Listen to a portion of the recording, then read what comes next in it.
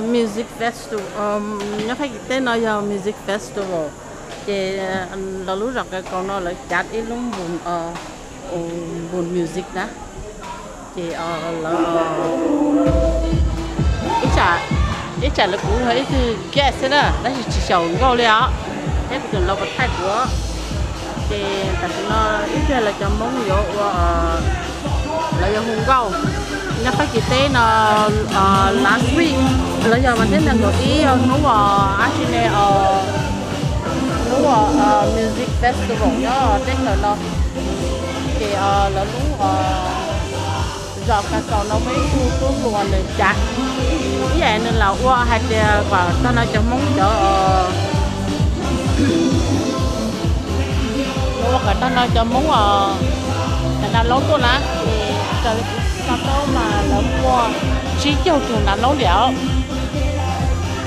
chỉ có cái cuốn đầu lúc từ thay chân đầu là này bọc ok and then lúc nào lúc stay thì phải cho girls cho những thầy làm vòng đó tất nhiên lúc có thể đó là mà chỉ bỏ cái đó chỉ một flash thì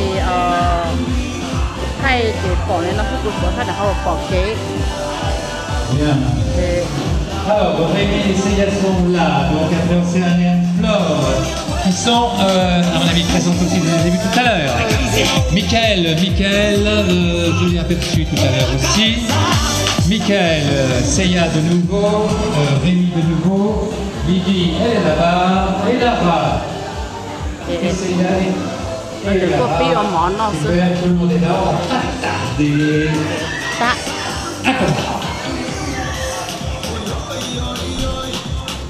Ý mà đã có thay gì á, họ được cái món tôi đi mất đó tôi liền. Alors bienvenue à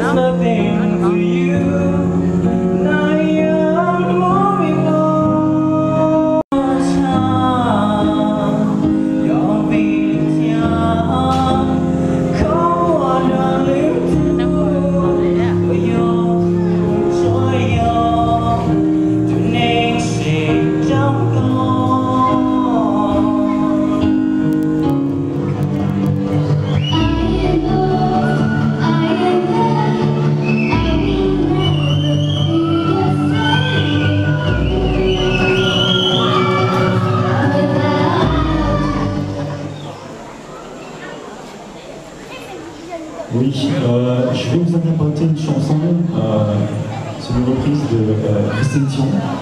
La chanson s'intitule Yoshiha, ça veut dire le temps. Voilà.